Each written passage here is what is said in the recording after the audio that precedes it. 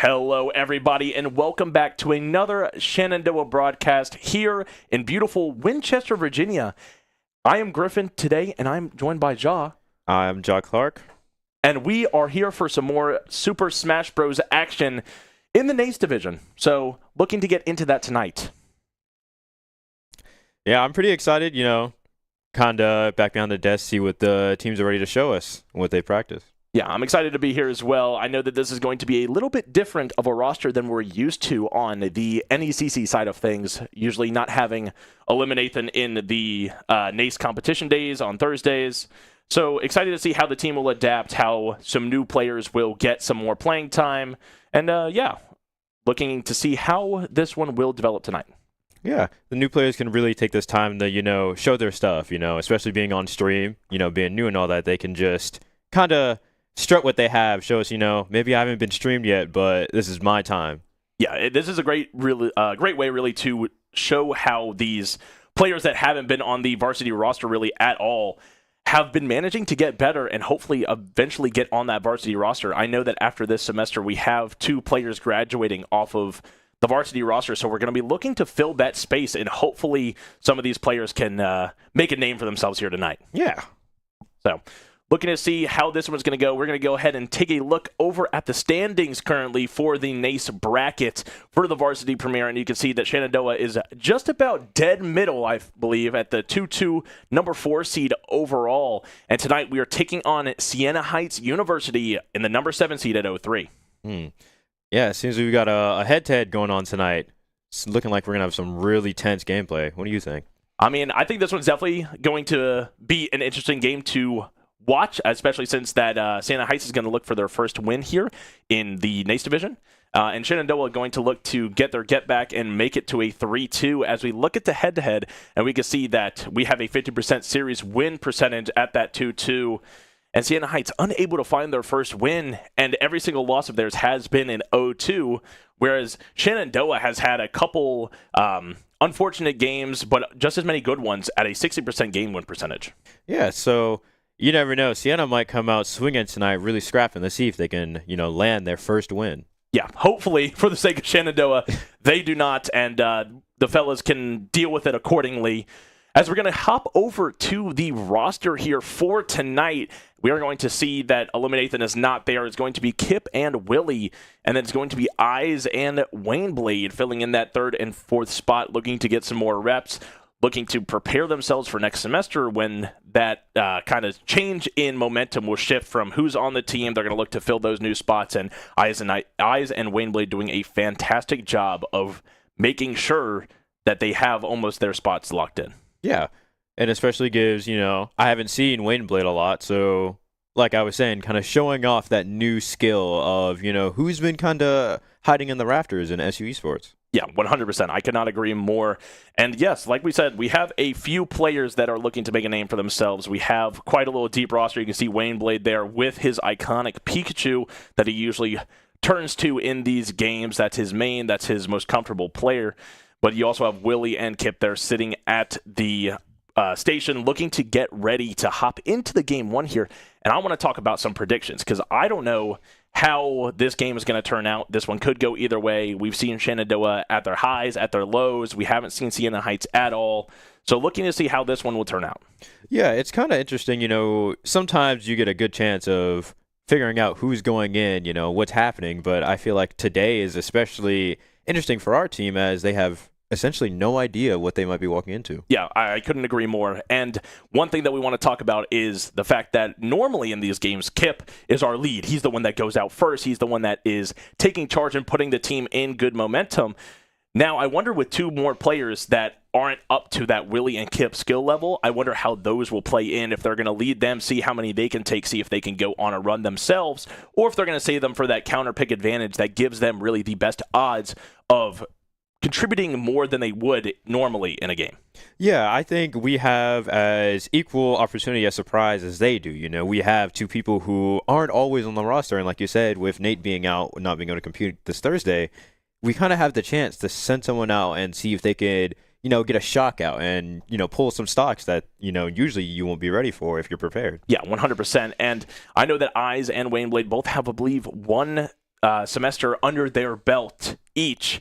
Eyes filling in last semester for that 4th spot on the varsity team for majority of the season, back when we had Igloo, Kip, Willie as the main 3, Eliminathan not playing yet. Whereas this semester we lost Igloo because he graduated, and Eliminathan filling that spot that he left, but that leaves that 4th spot typically up between Waneblade and Eyes, really filling up the odds of who can fill that spot for the team.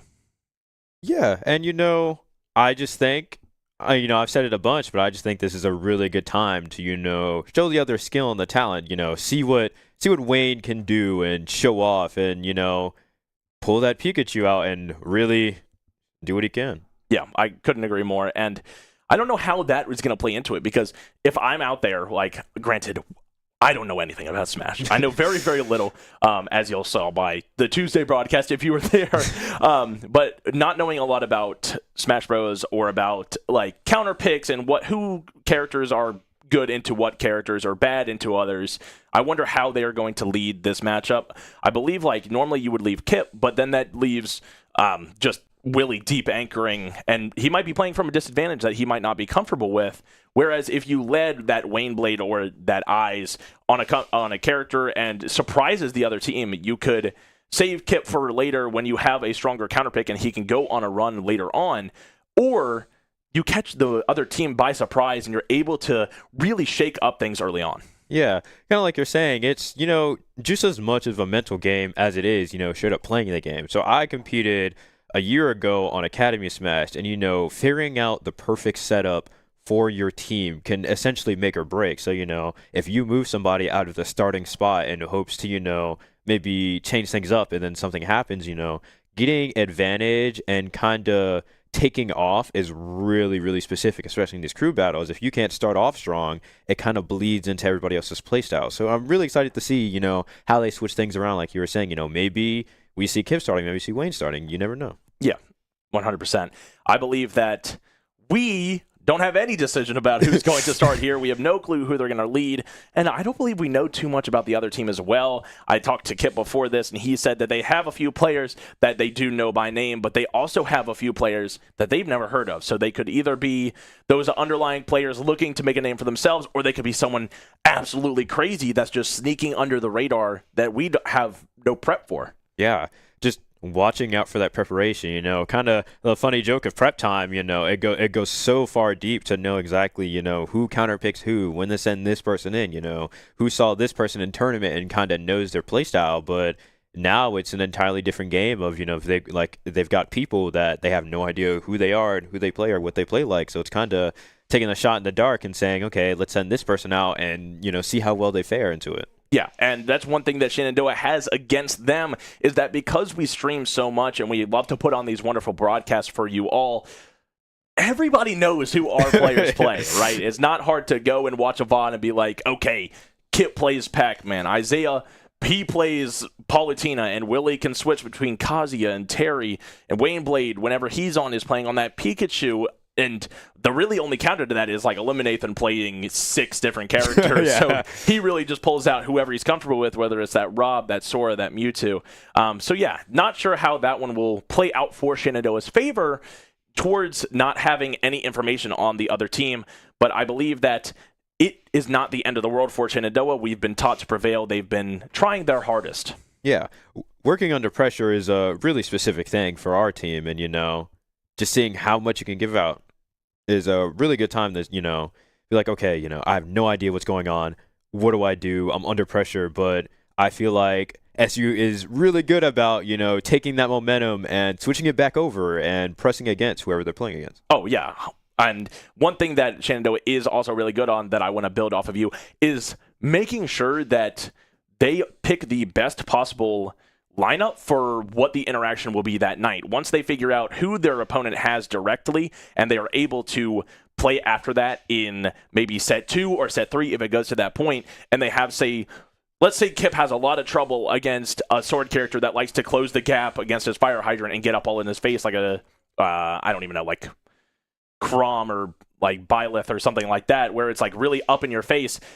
And then you go, okay, let's send a brawler of our own out, and we send out like Willie on that Kazuya or that Terry, may be able to shake things up like that. Yeah, just especially with that, distances between characters. So like when I played a bunch of Mario, a lot of people who only fight with their fists. So it's just like knowing the team you play with. And we do a really good job with that of the practices. They get used to who their team, plays and, how they play to get adjusted to it. So like you don't want to send somebody who has a character with really stubby hands against a sword character because the range is going to stop them from doing a lot of things. Yeah, and that's one thing that these players have done a really, really good job at is really making sure that when they are in those uncomfortable matchups, like a swordy versus somebody that brawls, is they know how to play against it to the best of their ability. They know how to counter. They know how to get around the deficit that they're already at.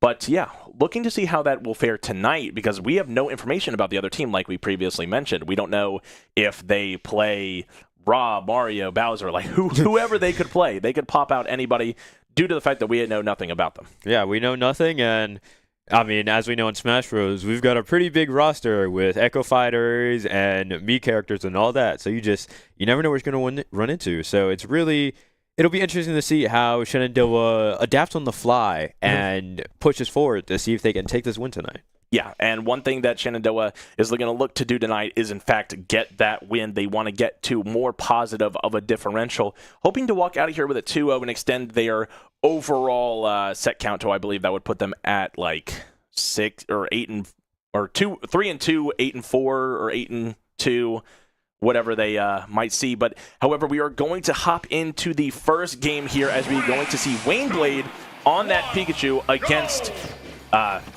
Siena Heights' pit player. Yeah. And this matchup could probably be a little bit tricky, but we see Wayne Blade here instantly getting caught up. Some early interactions here, and this is one thing that I love to see when I watch Smash Bros. Great chain hits there from Wayne Blade, able to get a lot of early pressure off the stage. And one thing that we're going to see here very early on is players feeling each other out. They want to see what they're going to go for, what combos they like to start with on those percentages. Something to look out for is those early interactions due to how beneficial and how knowledgeable how much knowledge you can get based off of them. Yeah, and as we see, like you said, this feeling out, we see Wayne throwing out a lot of thunderbolts, just trying to see how this pit reacts. They had a lot of up-close skirmishes, but now they're getting into higher percent. So we're kind of seeing who's going to get that first kill, and you see the pit with the up smash taking it. Yeah, Wayne Blade doing a really good job of getting that offstage pressure, maybe diving a little bit too far offstage because the pit nair is able to catch him every time he tries to recover back to the stage and put him in these awkward spots. And one thing about Pikachu, he's a pretty light character, so he's able to be thrown around pretty easily, and especially on Pokemon Stadium 2, when there is 2 platforms, if Pit catches you underneath or catches you from underneath with a up smash, you're going to get it. But there is Wayne Blade taking back the stock of his own. Yeah, that forward air, reaching out at the end, 100% easy confirmed for Pikachu here. And we see kind of off stage, Wayne Blade is trying his best to hold his dominant factor in the match, keeping this pit on the side of the stage, keeping pit within these chain forward airs and these nairs. Yeah, doing a great job here of staying out of the range of this pit player back air and grabs, making sure to build that percentage up to about the same as his own, even surpassing it now. Wayne Blade taking the technical lead in this game. Yeah, and as we can see, doing one of Pikachu's best things, sending out those Thunder Jolts and just seeing, if they hit, they can go in, they can get a really quick confirm, and, all you need is a fast confirm in Smash Bros. To confirm a stock and move on. Yeah. And as we see, this is what he's really trying to do. Feel him out, catch him lacking, and throw in a kill move. Yeah, the Electro Jolts, like you said, doing a great job of pressuring, but it also might force them to jump or force them to shield, and you can go up and grab them out of that shield or hit them while they're in the air. Just really opening up a lot of options. You can see right there, he chases after it to maybe catch the pit, trying to dodge it early. The pit doing a lot of jumping, and just like that, with the pressure, able to catch on the forward smash. Oh, but we see him going off stage trying to secure the kill, but it wasn't just enough for it. So, back in middle stage, high percents. Everybody's waiting to throw out that one fast move to take the stock, and we're going to see who is the first to do it. Yep. Ooh, Wayne Blade taking a hit there from center stage, dodging the pit arrows back, getting back to the ledge, doing a great job of making sure to get back to the center of the stage to give himself the best chance of surviving an attack from this pit if it was to come out. But both players here at relatively the same percents for their weight class, looking to get the confirm on the other without losing their own. On the forward tilt from the pit. Just sneakily takes win out. But, new stock.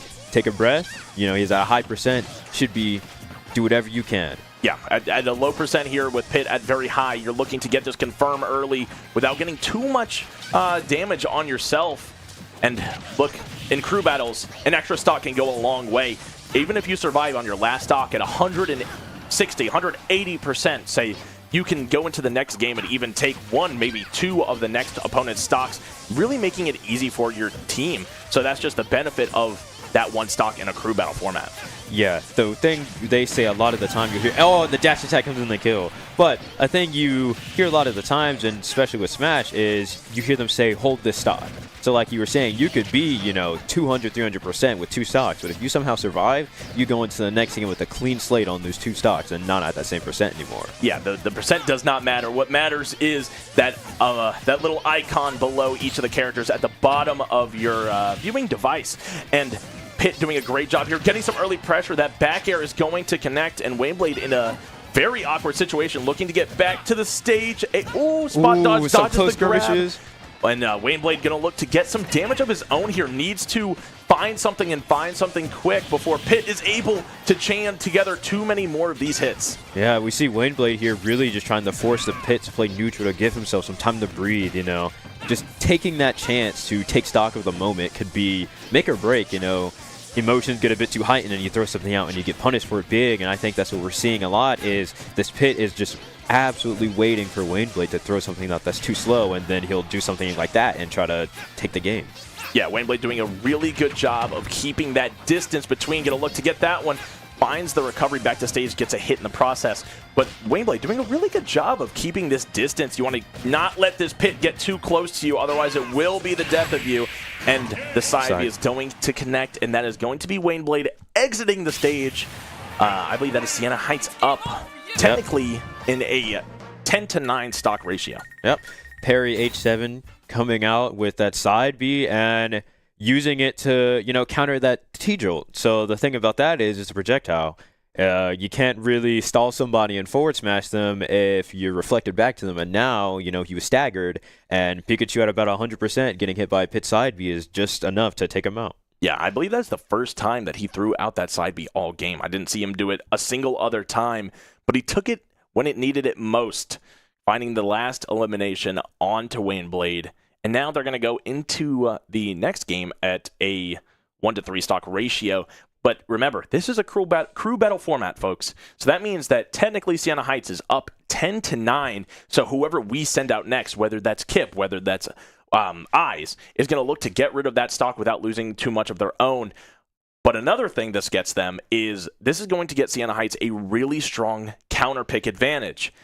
Whoever we send out next, with only having one stock to deal with, if they were to get rid of that stock, now that allows the next Siena Heights player to come in with 3 stocks and a counter pick advantage against whoever comes out next for Shenandoah.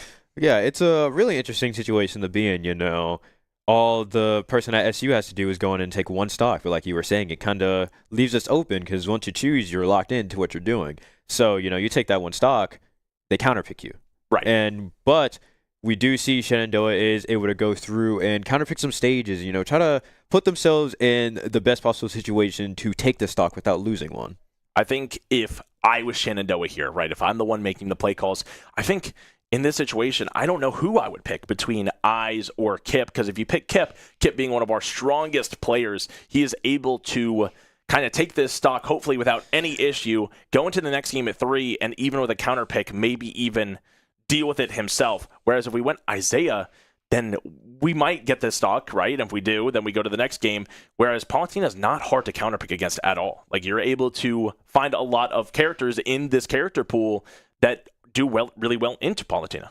Yeah, and it just, a lot of the stuff you were saying, just figuring out where things fit, maybe SU's trying to find somebody who can go in and take a quick stock, or maybe we're trying to find someone who can, delay the match a bit. Don't take it too fast, so to kind of get in the head, so, play around them. A good game of cat and mouse in Smash Bros. Is just enough to peeve somebody to where it bleeds into how their team plays, and you never know, SU could go in to try and do that and, take the win in the mental game and take the stock. Yeah, that would be some 4D chess stuff that I would never be able to even formulate in my Rocket League baby mind of just see ball, hit ball. That's all I do. But no, there's a lot of thinking that goes into this beyond just I'm going to click this move at this time, right? You want to make sure that whoever you pick here is able to take this stock without losing one and is hopefully able to deal with a counter pick, maybe slow play like you said, where they're able to then do some mental warfare with the other team.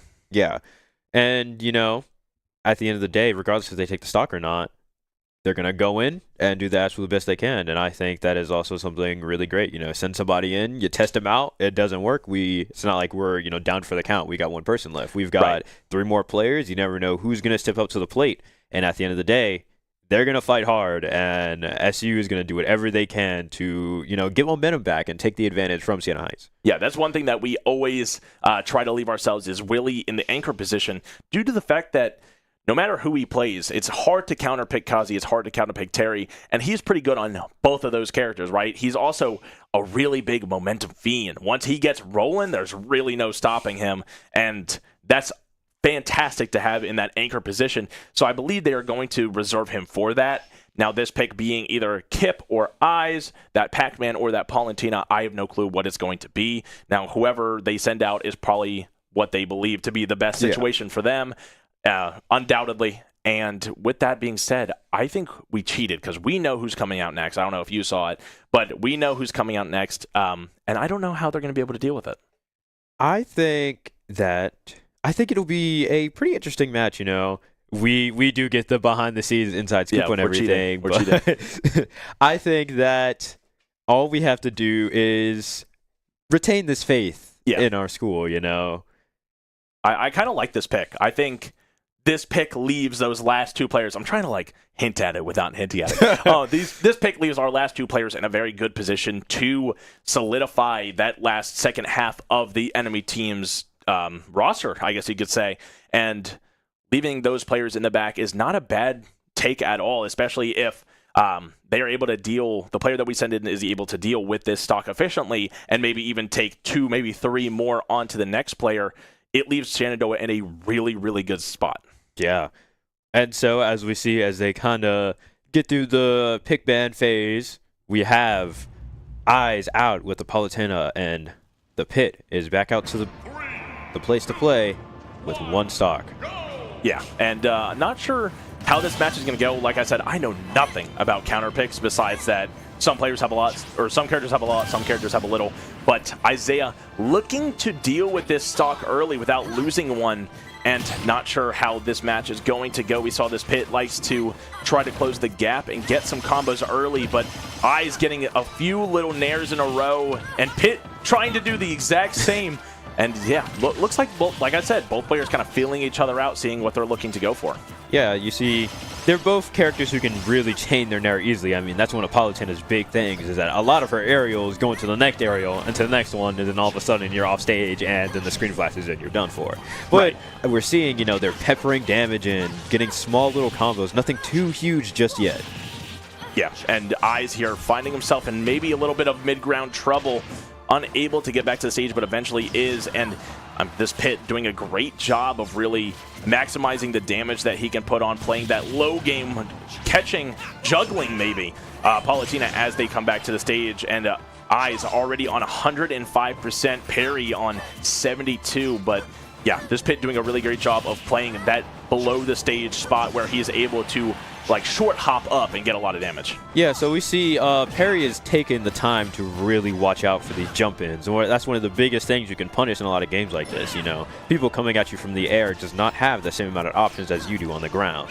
And we see Perry really taking use of that, but Eyes going right in and trying to secure this kill, but not quite able to get it. Yeah, Pit having 7 jumps and a recovery. Yeah, something crazy like that, is able to find their way back to the stage, but the side B fireball from Eyes is able to collect that stock, and that 125% left that Eyes had on his first stock, gone. Yep. So now, solid 9-9 slate. However, the only advantage that Siena Heights now is that counter pick. Like we said, hopefully Eyes can go into this next game not too much at a differential mentally, and hopefully take at least 2, maybe 3 stocks. Yeah, and you know, Siena Heights, you know, since we have no, like, us and the players don't really have a great idea what they're doing, they may try to go for someone a bit more slippery who can escape things a lot easier. You know, you don't want to get caught by all of Palutena's nairs over and over again, but, you know, maybe you want somebody who's able to just kind of squeeze out and then get their get back in all the combos. Yeah, and that's usually something that Shenandoah doesn't deal with too often,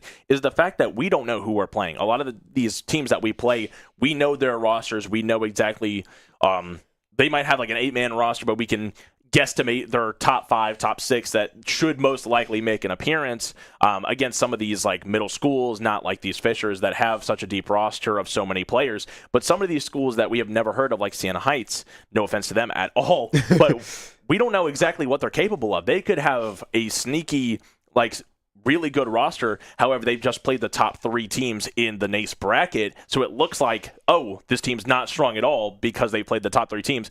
But they could just be on the same level as us, just we don't know it yet. Yeah, you know, that kind of like smoke and mirrors hiding within the fog, you know. You do get a lot from, you know, not always being streamed or, you know, your school not putting too much out about you. You get that element of surprise, as we spoke about at the start of the stream. But now we're getting more in-depth and we're starting to learn. You know, we learned that they have a pit for that, his name was Perry.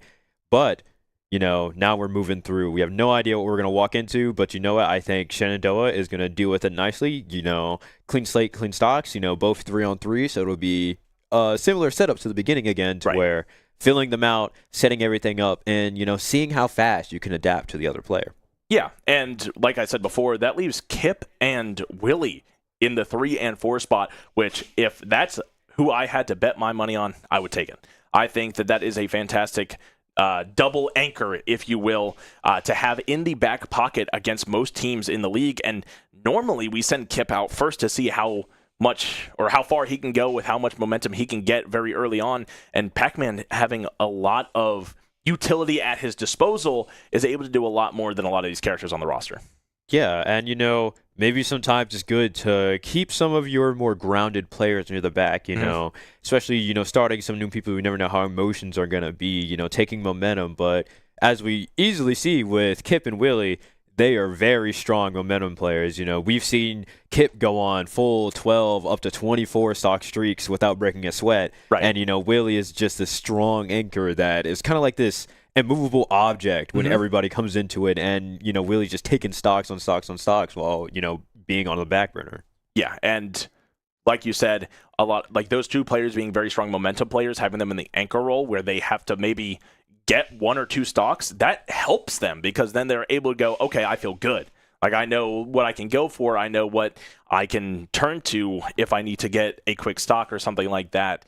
So, yeah, looking to see how that momentum will build in tonight's match. Yeah, along with that momentum, just general, like, survivability, you know, especially in a one-on-one game like this, playing against another person, you kind of you either want to steamroll them and take it as fast as you can, or you can take your time and kind of use that time to learn and see what people do. You know, the longer you take to beat somebody, the more you do learn about their playstyle, how they react to things when they're up in the kill percent, or how they react to things to when they're not. You know, people can play so much more desperate when they're at a higher percentage, and then they could play a really safe game when they're at a lower one. So it's just seeing when it happens. Yeah, the very short amount of Smash Bros. Experience that I have, I've played against Eliminathan, and he tells me whenever I get above like 120%, I get really, really frantic.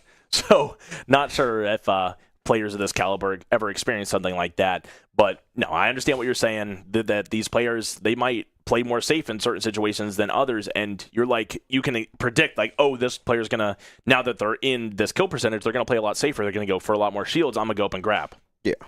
So looking to see how that will build into this next head-to-head, as Eyes is still sitting with 3 stocks, looking to get into the second match very shortly. Yeah, and, you know, seeing how we're going to start this, you know, seeing if that Eyes is able to maintain these 3 stocks, you know, and see if Eyes can get on a roll here for Shenandoah and kind of solidify his spot. So coming in, we have a Sora coming out for the Saints. And I know a guy who really loves Sora and the game he comes from.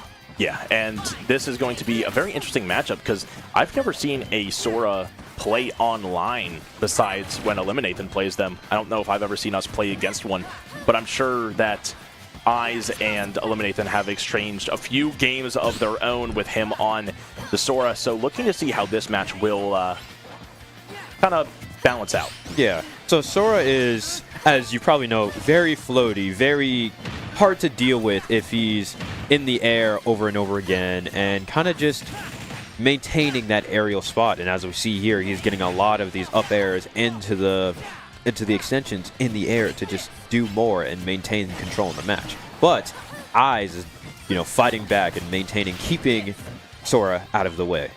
Yeah, and like we said earlier, this is a lot of feeling the other person out.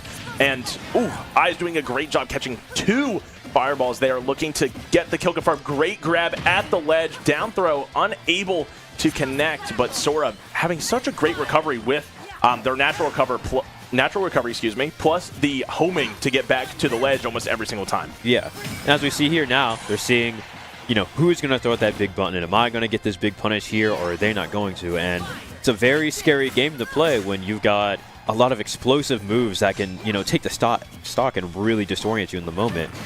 Yeah, another thing that gets Sora in trouble like that is being extremely floaty. As a character, they're able to be caught in the air quite often. Eyes doing a great job connecting a few nairs there up to 25% pretty early on in the second stock. Yeah, and we see Eyes is still holding that stock up at 93, so kind of in a scary spot, but keeping control over Flare here, as usually they're using a lot of the homing moves, keeping Eyes in check while Eyes runs around and, tries to call out Sora for being so floaty. Yeah, I love how unique Sora is in the ability that their neutral B, I guess you would call it. I'm not sure what the technical term is for that. Their neutral B has 3 different forms with the ice, the fire, and the thunder, and they're able to kind of transform those as, is that an up tilt? Is that what that was? That was an up air. Sora's up air is real strong. Yeah. But like you were saying, the ice, the fire, and the thunder, one of the things I hear from the guy that really loves Sora is that usually if you get hit by the first thunder from the thunder move, you will be hit by the next 2 afterward. Yeah, so it forces players to either dodge or kind of shield out of it, but Eyes doing a pretty good job here keeping this Sora at bay and building up a lot of percent on this second stock while keeping his own below 50 as that final lightning bolt is going to connect, forced to recover back to center stage. Yeah, and we see back to those skirmishes, running into neutral and running away, seeing how their opponent tries to chase them or throw out certain moves to see if they can get the punish. And Eyes with the back air punishing that get up. What an amazing play. Yeah, doing a really good job here, keeping their own percentage for that almost entire stock below that 40%, only now barely getting above it. But Eyes doing a great job of really exploiting the fact that Sora is so floaty, chaining together a lot of these attacks, which is what Palu is known for, really, but building up all these attacks really early on. Yeah, and as we see, Eyes still holding onto the stock and probably doing all that they can to make sure they maintain this momentum against the Sora. And as we can see, Eyes has gotten out of so many of Sora's, combos and escaped all of being frozen. Yeah, doing a great job here, building the percent up to 90. Fireball just barely misses. But Sora now floating off the stage, looking to get back. And the charge catches the Sora, just barely going past the ledge up to the platform itself, doing a great job of getting that stock gone, only losing 1. So now that puts Shenandoah in a very, very good 8-to-6 ratio, where now they're forced to send out another player pretty early on. Yeah, so what we saw that Eyes got with that KO is he got a cold, hard read on that Sora and said, I know exactly how you're going to recover. I'm going to charge this move, and Sora went right into it. And that's kind of the mental game, You sit there and you try to condition him to do one thing, and then you finally catch him off guard, and that's what will take the game. Yeah, I mean, we're going to look at the replay here. We saw Sora getting a lot of pressure. Both, that first stock looked extremely kind of balanced both ways, but Eyes getting that first initial and then kind of maintaining a very low percent for this entire second stock that Sora has. I mean, really, really really good job done by Eyes. Yeah, and then we saw that next stock, a lot of callouts coming between both players. The Sora was able to go in and catch that that move that Eyes was doing and caught him in between the frames and said, take this up air. Yeah, we're going to see right here, he just goes to jump up and get the hit on Eyes, but Eyes charging his, was that an up smash? What is that one? That's Palu's up smash. The giant beam that goes up. Yeah, all right, woo. That's a knowledge test for me. I don't know a lot of them. I just know that, like, the smash attacks are way stronger than the air attacks. I know that. No, but that was a really great job, really good read by Eyes to know what the Sora wanted to do, catching that, and now putting Shenandoah in a very comfortable 8-6 ratio. Yeah, and we're back with that momentum. You know, Eyes has taken now, I think, around 4 stocks. I could be wrong. Yes, no, 4. Yeah, took yeah. 3 off of the Sora and 1 off of the pit. And so, you know, when you start racking up those stocks when you're playing, it's a really good ego boost. Right. And you're like, okay, now you're kind of moving in flow state and hoping to see more good play from Eyes as he's taken 4. Let's see, you know, how many more he can go. Yeah.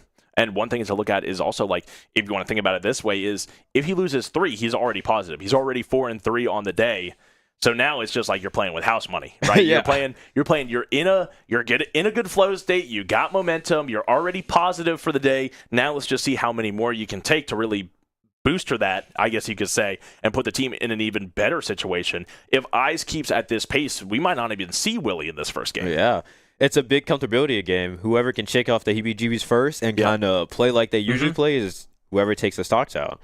Yeah. So we are moving in to the next match, and we, once again, like we were talking about, we have Eyes out on this Palutena, and we have a pretty odd pick here with Inkling out. Yeah, and me personally, I hate playing against Inkling, and I think they are going to be forced to reset. I believe Eyes forgot that he owed a stock, and it is going to have to reset, so I believe they're going to jump the game back over to us while they reset. That happens sometimes with a Crew Battles format, with it not being an actual, like, in-game format through Nintendo themselves. Situations like that happen. It's all good. All accidents. Unfortunate, but regardless, we'll hop right back into game real soon.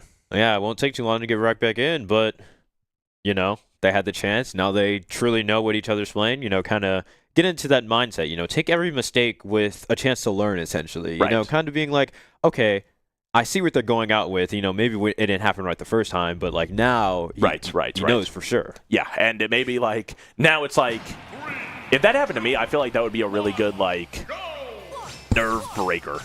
Yeah. You know what I mean? Like, now I'm like, oh, I already messed up. What can happen now? Yeah, like, taking the chance to just laugh and push through does so much. And so we see now in the beginning this Inkling just kind of going through trying to catch a lot of the things. So Inkling's best chance to do anything against this Palutena that Eyes have is to get them covered in the ink so they can do more damage. Yeah, and I hate playing against Inkling. I absolutely cannot play against Inkling at all. But Velvet here on the Inkling is doing a pretty good job of kind of maneuvering around the stage, dodging most of the attacks that Eyes is looking to throw out, but Eyes looking to chain some of their own. And yeah, like you said, more paint on Palutena, the more damage that they're going to take. Yeah, I mean, that's Inkling's whole game. We're not seeing all too much of it from Velvet. Maybe if they got a different game plan, everybody plays their character how they want to. But, you know, we're seeing a lot more skirmishes, a lot more things going on, trying to secure the kill with the up air from Velvet, as that is another one of Inkling's strong moves, is when those 2 kicks come out and you're at the top of the blast zone, that's game over for your stock in the moment. Another thing about Inkling is if you look next to their icon on the bottom, they have a paint meter, and they need to charge it up. Otherwise, they're not going to be able to do too much here in the game.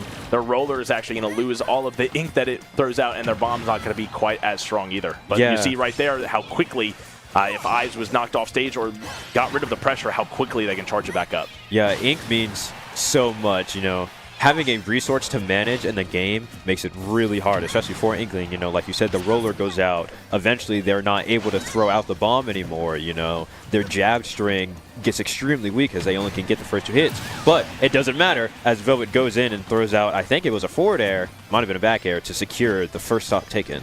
Yeah, but Eyes looking to get this one back just as early, kind of keeping Velvet on the edge of the stage. But Inkling being so, I guess you could say, like you said earlier, slippery, looking to maneuver around the field without giving up too much. And getting a lot of ink, I guess it is, on Palu makes them take a lot more damage and a lot faster. Yeah, and as we see, one of the funniest things I like to think about is the ink is you could choose your absolute favorite custom color for your character, and then you get painted. But as we see, Eyes doesn't really care about how painted in ink they are. They go and throw out that up tilt and say, I'm going to take your stock, and you can't do anything about it. Yeah, looking to even out that game, but now Eyes finding themselves at a little bit of a disadvantage on this current stock, where they are at 104% covered in ink and in the grasp of Velvet, where Velvet still has 2 stocks to deal with, but chaining these nairs, getting them off stage is going to help him in that. Yeah, it's a really scary situation for Eyes, being at 122 and covered in the ink. It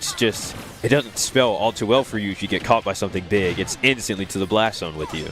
Right, and I mean, Eyes looking to play a little bit more of a, I guess you could say, taunty game, trying to force the Inkling into an uncomfortable situation, saying if you want this stock from me, you're gonna have to take it. But that is going to do it. The roller connects, and Velvet able to take those 2 stocks off of Eyes with only losing 1, leaving Shenandoah at a 6-to-5 ratio. Yeah, but I will say, Eyes went in and was able to take 5 stocks, which was enough momentum and also gave, Shenandoah the time to kind of learn how Velvet plays. So now whoever goes in next kind of already has an idea of how Velvet plays when they just do just about anything. So knowledge is an extremely important thing, Maybe you might go down, but you hold it. And as we can see in these replays, Eyes did a really good job of pulling out to see what things happen. Unfortunately got hit by that aerial there, but coming right back out swinging. Yeah, and I mean, like we said, the more ink on Palutena, the more damage they take, but that up tilt doing a great job of catching the recovery off of the ledge. But we see this stock here falling. I believe it was that they just got caught with the roller, slammed into the ground, and the side, I don't even know what that is. It's the side smash. Side smash? Okay, side smash is going to connect and take that final stock off of Eyes' hands. Inkling comes from Splatoon. If you probably hadn't known, I hold that game very near and dear to my heart. I've played every installment and all the DLC. So although I'm not an Inkling player, I can understand it can be very confusing to play against someone who kind of has a resource. And we see many other people in Smash Bros., especially on the roster, have these resources that they need to manage, Right. And that is probably one of the biggest things that maybe Shenandoah can take advantage of watching whenever this Inkling might be low on ink and making sure they can't touch stage to get it back. Yeah, and I think I know who's coming out next. I believe it's going to be Kip on Pac-Man. That is my prediction. I believe they're going to leave Willie in that anchor spot. But yeah, like we said, Eyes taking 5 stocks, doing a great job of keeping that momentum and helping the team learn a lot about the character that they're going up to next. And when he took those 3 stocks from that Sora, it completely flipped the momentum. And now we have a counter pick advantage and a stock advantage. Yeah. So Shenandoah has a lot of chips on their side of the table right now. Yeah, we've got counter pick advantage, stock advantage, and we have stage counter pick advantage. Yeah. So whoever we send it next is able to go in and be like, I played battle on these stages. Let's play on this one. Right. And I have no doubts in my mind that Shenandoah is going to be able to do something great here in this matchup. And it is going to be Kip on that Pac-Man, like we talked about, at a 3-2 stock game going into this next matchup. Yeah, but we've seen with Kip, all it takes, one good setup, and that spells out terribly for the stock that you have.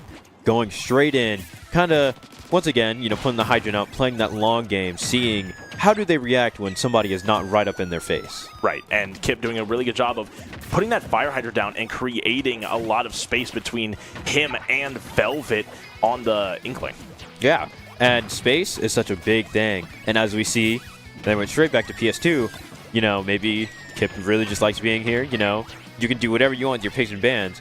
And so you see, Kip is just really trying to hold on to this dominant factor in this matchup. Being at 8% with Velvet being up at 69% really, kind of sets the pace for how the matches might go. Right, and doing a good job to get out of that combo there. But yeah, looking at Velvet's ink meter already getting a little low, and Kip only having half of the amount of damage that Velvet has on them. Yeah, and Kip is also doing a really good job of putting just enough pressure to where Velvet doesn't exactly know when that they're able to go down and recharge their ink, and slowly running out of that resource will make sure that Kip takes the advantage of Velvet not being able to do certain moves at the strength that they used to be at. Right, Kip doing Kip being able to drop that fire hydrant down into the middle of the stage just provides such a little barrier in between him and Velvet that they are forced to either jump over or kind of destroy, while he has all the time in the world to farm these items, looking to connect with the bell but unable to do so. Yeah, I mean, we know Kip pretty well. Once that bell comes out, it's going to ring, and when it hits you, your stock is gone. Yeah, I mean, these players doing a little bit of feeling each other out. The key going to be able to be fought after, but not able to connect, as he's already farmed another bell, looking to get that one, but unable to grab it back, looking to drop another fire hydrant down below, as he's looking to just farm more items. And I mean, like Mossman says, he's going grocery shopping. Yeah, I mean, we're playing a very slow game here, but I think it's allowing for Kip to just really get the read and understand how Velvet plays and how he can expose the things that Velvet does. But grounded by the side special into the up smash, the stock will go to Velvet. Right, and I mean, maybe Kip got a little bit ahead of himself there, but the fact that he still has Velvet at 130%, maybe taking a little bit of, maybe going a little bit out of his way to make the game a little bit harder, I guess is the best way to put it. He's probably could have had this one done and over with. And there's the bell, comes out ringing, like I said, and the stock is taken. Right, and Kip here now not looking to lose another stock in this matchup, still having one to deal with before being able to go on to the next. Yeah, and as we see, that fire hydrant once again being used to put pressure and create that space. You know, one of the biggest things about fire hydrant is it's kind of scary when they throw it out because, as we've seen, Kip knows exactly how many hits or how much damage it can take before it gets sent flying, and maybe Velvet doesn't know that. So Kip can also use that to his advantage of, I'm going to hit this, pepper it with damage, and then right when it's getting sent, I can do that. Right, I've casted a little bit of Smash. This might be one of the weirdest games I've ever witnessed. This looks like both players don't want to get close to the other, and at the same time, it looks like they just can't hit each other. So I just don't understand really how these players are playing against one another. Yeah, we're seeing a lot of zoning going on. You know, you have Kip kind of, once again, with the advantage in the match, and you have Velvet kind of running around, trying not to get hit by anything too big, so throwing out these moves to keep Kip out, getting that offstage combo and trying to secure it with the bomb, but Kip was able to recover. Yeah, Kip doing a really good job of getting back to the stage and dodging all of those attacks at the same time, able to create the gap, farm another bell up, dodging the paint, looking to then connect on this bell, but is unable to, dodges the grab pretty well. Yeah, and as we see, once again, very slow gameplay from the both of them. You know, trying to wait each other out, who's going to make that first mistake or who's going to run into something that they shouldn't get hit by. Right, and I mean, with both of these players, like you said, zoning so efficiently, it's like basically whoever makes the first mistake here might lose this stock. Yeah, zoning it's such a hard thing to deal with. I mean, I play a lot of fighting games, and zoning is even worse in a game where you're in a box like that, but especially in Smash Bros. To win, they've got so many different options to zone you and keep you out, you know. There it is. Got a Kip special with the bell coming out to take that final stock off of Velvet. Right, and now with Shenandoah in this crew battle format where it's 12v12 is up 5-3 stocks, I believe. Now Siena Heights forced to throw their last remaining player into the arena to then take 2 of Kip's stocks and still 3 of Willie's in the anchor position. An unfavorable position for Siena Heights, but a favorable one for Shenandoah. Yeah, so Shenandoah really has the chance here to just kind of have a pretty strong hold on what they have, you know. Now that we know Willie's for sure anchoring that spot, it kind of allows, you know, when you trust your fellow player, you know, Kip is just able to play comfortably. Like, he knows, you know, I've got Willie in the back, so maybe if something bad happens, Willie can go in and sweep those stocks easily. It's nice to be able to play like that when you know you have a buffer behind you. You know that you still have a little bit of freedom because not everything is on your shoulders. So that they're already making it easier for Kip in this third slot, knowing that he has Willie in the anchor position. But with the momentum, like we said earlier, both of these players are big momentum players, and Kip being able to take these 2 stocks, only losing 1, and now going into what he knows is the last remaining player from the side of Siena Heights is already big. Yeah, and, you know, right now we are waiting for Siena to kind of choose what character they want to put into Kip, and once again, we have absolutely no idea, but also take this... We don't know nothing. We also take this chance to see what stage that they can take Kip to, try to lock him up a bit and control his playing. Right, looking to take themselves to something more favorable that maybe Kip does not like. Now, like I said, know nothing about Smash, so I don't know if that is a stage with more or less platforms, if it's a final destination or a town and city or something like that. So I do not know that the side of stage picks and all that. I don't even know the matchups, but I'm just here to give you all a good show. Yeah, so I would say I wasn't too into like the Pac-Man portion of the playing. Right. Like I said, I played a lot of Mario. But if you're spending a lot of time with someone who's zoning you or keeping you out the other side of the stage, you're going to try to go for a smaller stage so you can run them down easier. We saw Kip put down the hydrant a lot and kind of stay back and, go grocery shopping and figure out what exactly he wanted. But if they send out someone who's more aggressive and spends more time in Kip's face, maybe it'll be a lot harder for him to do the same things he did. Right, so maybe if they have an aggressive player that's in your face and a small stadium, that would put them in a great situation. But yet again, that would only help Willie's pick in the end, but then we have the counter pick anyway. So, I don't know. It's going to be interesting. We could go to a final destination, a battlefield, a small battlefield, any of those, really. Yeah, I mean, there's so much to choose from, but I think our Pac-Man here, Kip, is more than experienced enough. I kind of talked about having someone who's going to kind of rush him down, but, he could be used to that and knows exactly how to react to somebody who's kind of throwing things at his shield and just doing what he can to kind of vortex him and figure out what's going on. Yeah, and like we said before, this is a big momentum game, especially in a crew battle format where it is 12 consecutive, relay stocks almost. If you've ever swam a relay or track or field and ran a relay, it's something very similar to that where it's one after another, and momentum is a big factor in these games. Kip being able to take these two stocks, have momentum to nil, maybe even take the last three in that format, only being down one stock is not a huge disadvantage for him. Yeah, I mean, like you were talking about that relay, going back to back with minimal breaks, they're kind of left in this nervous position, especially for Shenandoah, not knowing what's coming for them, just kind of having to sit with that anticipation, and waiting on something like that can be really scary when you're trying to decide, how should I play, but I don't know who's coming up. Right, and that's something to build off of is we usually know with the teams that we play who at least is on the roster. We might not know who's anchoring, and if we do, that's great, but we might not even know that. We at least know the players and what characters to expect. With a team like this, we have no prior information. We don't know if we could even find a VOD on them, but in that situation, we are basically totally in the blind. We don't know if they have a brawl character in the back that prefers small stages like that. Yeah, and I mean, it takes coming out with confidence and know what you're doing. Not knowing what's coming next, it really comes down to how well do you know your playstyle and how well do you understand the game. But as we move in, we have Falco coming out. And Caster on the Falco. Yep. I haven't seen a Falco in a while. So I'm excited to see. Yes, we did. Yes, we did. Yeah, shout out AJ that used to play here on that Falco. And this might even be even better for Kip because he has experience playing against a Falco offline in person. So, yeah, but Falco, probably a great stage for Falco here. Yeah, I mean, Falco, as we saw, absolutely came out swinging with those combos and, locking Kip in, as I was talking about, making sure, you're going to take this damage and I'm going to take your stock and you can't do anything about it. Yeah, Falco looks like he hits like a semi-truck. He looks like he can put a lot of pressure on very early. Oh, the up smash doesn't take it. Pretty good DI from Kip as they come back to center stage. And Kip trying to keep this Falco away and truly hold his position within the match.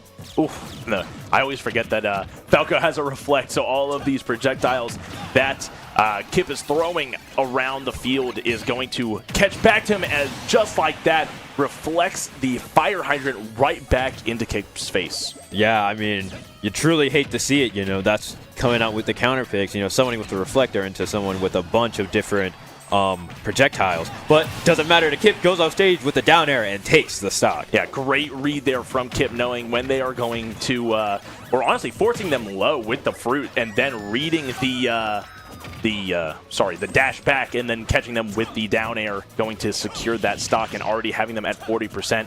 Now, this is already a favorable position for our last member, since we still have Willie anchoring, and this is Siena Heights' final player. But it's already a favorable position now that Will. Oh, into the bell, the back air. Bell. And Kip trying to keep this dominant position, and the forward smash calling out the side B into ledge. Yeah, I think he took losing that first stock personally. He looked like he really locked in. That's for that what it second seems stock. like. Yeah, he looked like he took that one seriously and was like, I think I'm going to lock in here. He's playing like he's got something to prove here. Oh. And look, the up B doesn't quite make it, and Kip goes in and says, you know what, Willie?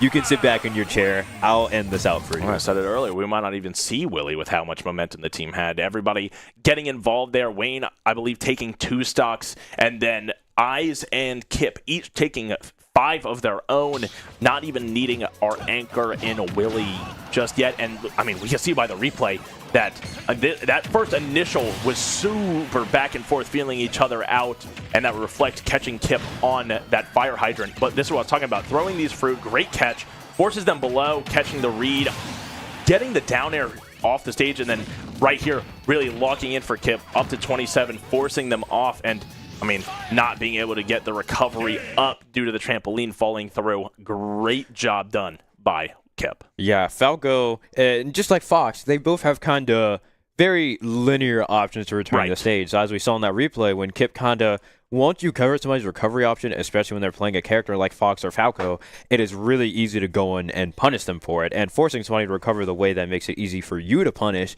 is just an amazing way to go in and seal out those stocks. Yeah, and Kip looked like he knew exactly what he was doing after that first stock that he lost. He really stepped it up, I believe. He fully was like, okay, I'm just going to get rid of these 3 stocks really quickly, force uncomfortable positions for the Falco, and see how they can adapt. Yeah, I mean, and the most common gaming terms, it's kind of like Kip leaned forward in his chair after the fire hydrant hit him in the face, and he was like, oh man, I'm not letting this happen to me. I see what we're playing here. You're sending everything back at my face, so now I'm going to hit you in your face and take your stocks. It was kind of funny though. Like once he got hit with that fire hydrant, he really stopped throwing projectiles on the stage and started throwing them all while Falco was off stage, forcing them into uncomfortable positions. But yeah, no, you're 100% right. It literally looks like he's just sat up in his chair and he went, oh, all right, let's lock in here. Yeah, I mean, switching up the playstyle, especially in Smash Bros, is a really good thing to do. You know, I could play real rush down in your face and be right on top of you. And then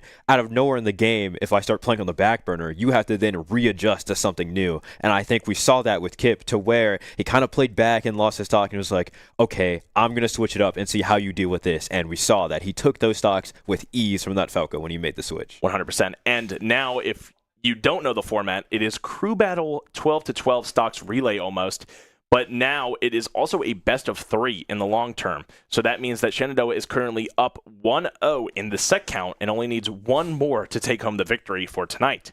Now this means that Siena Heights would have to win the next 2, as we would have to go to set 3 for them to be able to take the win themselves. Yeah, I mean, this is an interesting predicament, because what Shenandoah can do is kind of flip around how they sent out people, you know. You have the advantage in the series. You know, we had Willie sit out. There's an entire player that they haven't played against yet. Meanwhile, we've seen their whole roster. So Shenandoah also has the chance to just kind of throw Willie out and see, you know, can I bulldoze them before they can think about it, because they don't know how I play yet. Right, you could even leave Kip in that anchor position in Willie's spot, per se, and lead Willie and just see how far he could go. He could take 6, 7, maybe even 8 stocks of his own and really just put the team in an uncomfortable position early. I promise that was not an intentional 6-7 joke. I promise that was not. That was just an estimation of how many stocks he could take. I feel like you're lying, but all right, my bad. That's all me. You know, hand up. Hand up accountability. Hand up accountability. But, you know, going in, just seeing how Shenandoah can change how they are playing, you know. Getting adjusted to how you send your team in could also be a fault for either side, you know. Right. If you go in with the same starter, the same anchor, and the same 2 in between, they can get kind of used to that. So that's why, you know, sometimes in a crew battle where you get to decide who's going in at what time with your captain, you're able to be like, okay, maybe we leave you for a different spot so I can then send you into somebody else, just in case the other team sends in their team the same way they did in the past game. Yeah, I really don't know how each team could differ up the order. Maybe we send out Willie first, but I really do think they're going to leave him for that anchor spot. But I could see either Wayne staying in the lead, Kip going out first, taking those 5 stocks, maybe even 6, and maybe even throwing Eyes out early to see how far he could go, because he took 5 of his own as well. He had a fantastic showing in that first set, cleaning up that 1 from the pit, then taking 3 off of the Sora, And then one more off of whoever came next because I forget. The Inkling. But the Inkling, you're right, yes. But now the counter to that is, what if Siena Heights changes up their order and they send out their Inkling first, or they send out their Sora first, just to maybe force the team into a more uncomfortable position? Yeah, and this also sends out a very scary situation, as when it comes down to Smash Bros, there's so many characters on the roster. Right. You know, I play like 5 characters on the roster. You never know. Somebody could go in on their secondary or the tertiary. And then it's kind of understanding, you know, what really could happen. You know, it's a big game of chance of understanding we don't know who they play, and we also don't know who's in their back pocket. I can't even get behind learning one character, let alone 2 or 3. But yeah, no, I don't know how these teams are going to shake up their order. If it's me, I think Siena Heights would lead the same person. I think that because they were able to take those 3 stocks, they're very comfortable leading that pit player. I believe his name was Perry. Leading Perry on that pit, taking as many stocks as they can get, and maybe they shuffle around their 2, 3, and 4 slot to then counter our team more, maybe force us to throw out Willie and catch him out of that anchor position. Whereas Shenandoah, because they were winning, might switch up the order just to like play some games, or maybe they're just going to send out Wayne again and see how far he can go, see if he can get his get back. Yeah, I mean, especially in starting in these crew battles, because I played a lot as a starter when I played last year, having a starter who can get momentum is really, not that it's all that matters, but when you send out your first person, you want them to learn all they can and also gain momentum for your team. It's really hard if you send a starter out and they get 3 stocked, and then now your team morale is down. But you know, maybe they send Wayne out again, and Wayne does the same thing and gets really good momentum for the team and sets that high morale. Even if, you know, he loses stocks, he's able to go in and really push hard for Shenandoah. Right. You never want to go out there and get 3 stocked, because then it's like you're already playing at a deficit. You feel like you've let the team down. The team morale is down. You've probably learned nothing about how the other player plays because you weren't playing good yourself. So yeah, looking to see how this one adapts. Not sure how either team is going to go into this second set. But yeah, we're looking to get into the action very, very soon for you guys. Yeah, and I mean, I personally cannot wait to see more Smash Bros. You know, I took a long break from the game, but now I'm back behind the desk, and I'm like, okay, let's see it, and that's what I'm excited for. Yeah, I haven't taken a long enough break. I'm perfectly fine just casting. This game aggravates me. It's... You know, it's a love and hate relationship. You know, I went and I competed in it, so I have we have like 2 ends of the spectrum. You know, you're like, I'll cast it, and I'm like, yeah, I used to play it. But, you know, we've got people down there playing on our varsity team and really, you know, putting their heart and soul out into the way they play. Yeah, I mean, these guys practice day in and day out, really making sure that everything that they do at practice they can pull out into the games, making sure of every practice is worth it. Every practice they're getting better, they're wanting to get better, they're playing together, they're playing online, offline, doing really everything that they can to improve on their own skills. Yeah, I mean, just getting adjusted, you know, if you know how your friend plays, you know exactly what to tell them. You know, that's why we have such good coaches or such good team members. You know, you spend so much time practicing and playing with these people that eventually, you know, you could have a deficit for something that I can call out to you right before the game starts, and then you're locked in, ready to go. And I think that's something that is done really well with Shenandoah, is that I've seen every time I come into the arena, is that the Smash team is always in some way playing any kind of game together, building those team bonds and able to help each other out in the game. Yeah, and that's something that these guys do very, very well, is because they practice together every day almost. They have formed those deep bonds, those close relationships that really carry them together in these games, in the practices, in and out of practices even. I mean, these guys play all sorts of games together. I believe some of them play Overwatch together, Marvel Rivals together, stuff like that. And really, these guys are like a close-knit family. Yeah, I mean, and that's such a huge thing to do when you play in a team, is bonding outside, and then you come in and you play together, and all of a sudden you're all playing better, you're playing differently because you have more trust.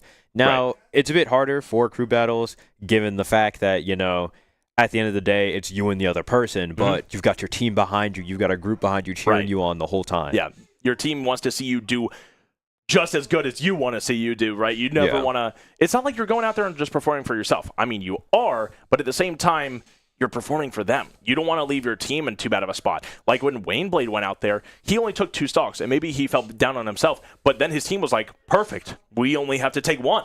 Like, maybe the team looks at it as a more positive thing, and that always makes the team feel better, makes the individual player feel better, makes the team play better. I mean, yeah. The best thing that you can do for your team, especially in a crew battle, is take a stock. Even if it's just 1, you can send in somebody behind them easily. You know, every team's got, you know, their cleanup crew, somebody that they can trust to be like, okay, they've got 1 stock, go and take that stock, and then push through as much as you can. Yeah, every game is winnable if you have the morale to do so, right? It doesn't really matter about the skill. I mean, it does, obviously.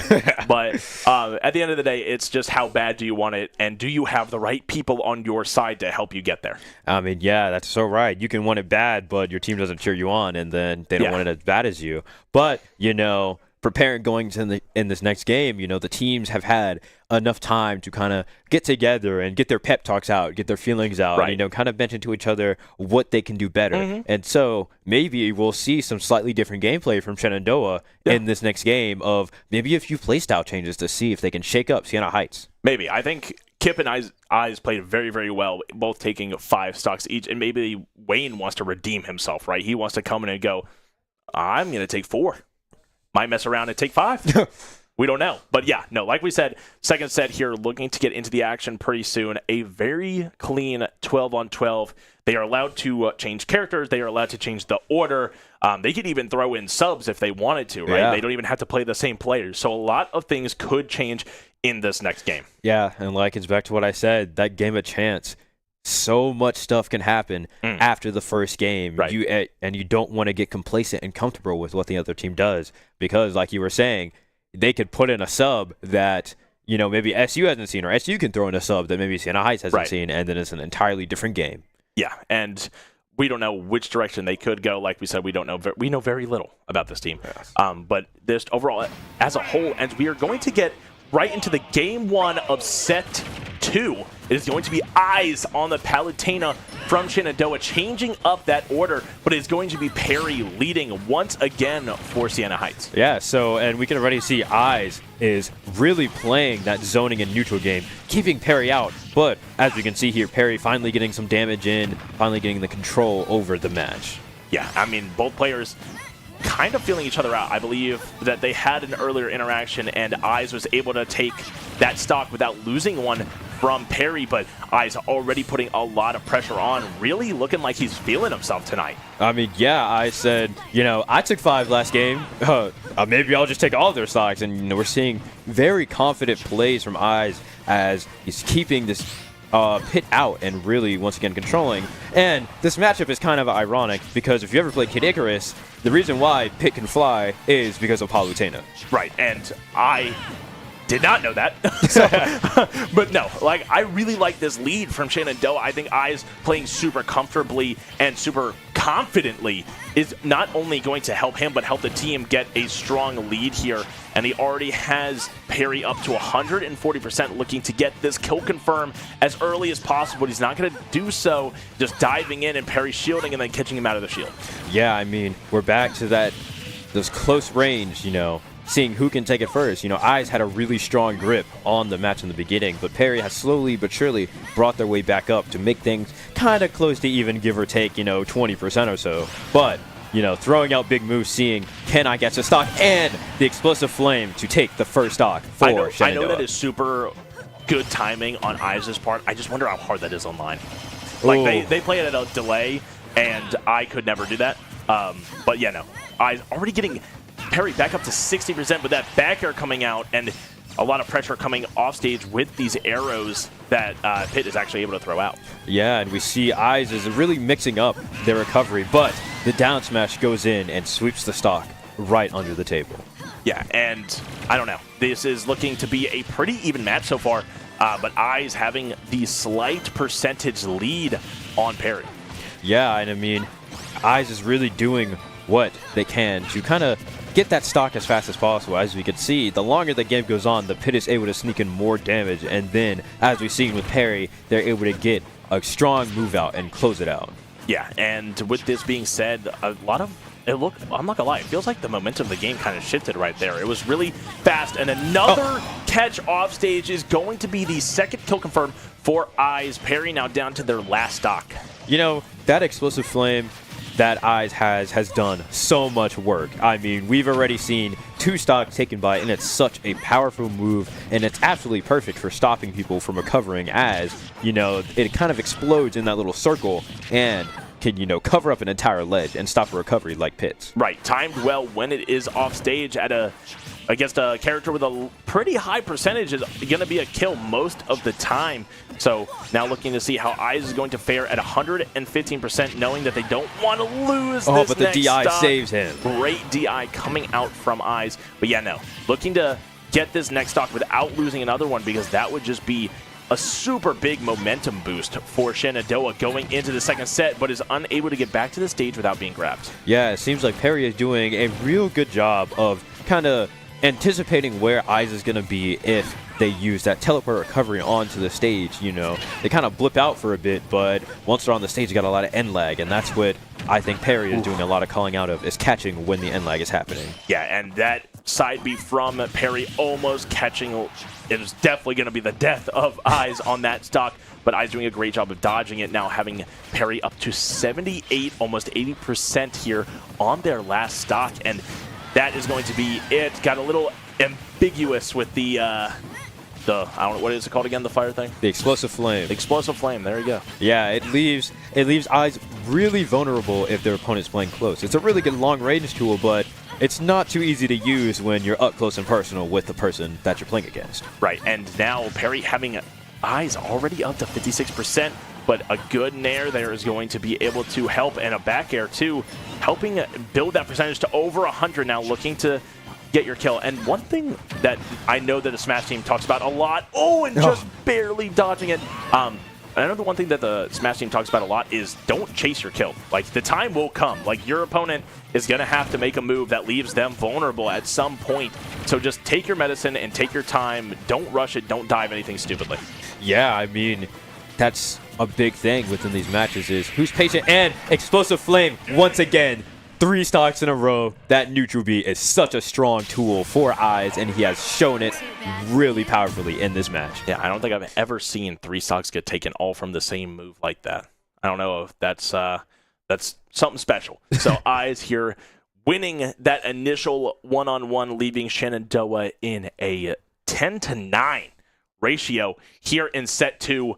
Already taking, I believe, 8 stocks on the day, looking to go into the second player and take at least one more to help out the team, help out the momentum that they are going to look to build off of. I mean, as we look at this replay, right, we have that initial close 1v1 interaction, and this explosive flame catching Perry, trying to fall down to recover back to the stage, but Eyes doing a great job of really making sure everything that they are doing is effective. Yeah, I mean, as we saw, Eyes has a really good stage control with that neutral B, that explosive flame. You know, once you're off stage, it's kind of like, oh, when it's going to come out, and then it happens, then catches you off guard. And, you know, even if Eyes trades with you and they get hit when they do it, the move still goes off, meaning stock can still be taken real easily if it happens. Yeah, and I mean, great job done there by Eyes, propelling the team into an early lead, looking to now build off of that, build off of the momentum that they have built thus far. Yeah, and I mean, as we saw with what happened with the cam out there, Eyes seemed pretty happy about the win that he had gotten. You know, it's not often you take the same move and you just rinse and repeat over and over again, but you know, if they're not able to adapt to it, why change? Yeah, I think it's still crazy that Smash has that mechanic where it's like if you use a move more and more, it gets weaker over time. Oh, yeah, it gets stale. Yeah, I always forget that exists, and I wonder how little his got over time, because he threw that thing out quite a few times. Yeah, I mean, the moves only get stale if you land them. Right. So, like, if I continuously hit you with the same up tilt, eventually it's not going to do the same damage. But if I'm whiffing the move, it's not going to get stale because it's not connecting with anything. Really? But I thought it was just every time you used it. For what I know, was every time it hit. Now, I could be wrong. It's more likely that you're right than I am. I'm definitely probably wrong. So, yeah, I'm not sure on that one. Yeah, I mean, but we saw when Eyes threw it out, other than the one time, it worked perfectly every time. Got him the damage, got him the stock, and he was able to move on and give Shenandoah this early momentum. Being a starter and clearing out your first opponent is a really good feeling, because then you kind of go into the next match, and not that you have to truly play too tense. Like, now you can play a bit more comfortable. You're like, okay, yeah, I have 1 stock, but I just took 3, meaning I'm just going to go in and learn and try to take as much as I can for my team. Right, and everything that Eyes did in that initial 1v1 looked to work out in his favor, in Shenandoah's favor, now forcing Siena Heights to throw out their second player. And last time it was this interaction, it was the Sora, who lost all 3 stocks to Eyes when he came in the first set. So I don't know if they're going to throw him out to get his get back.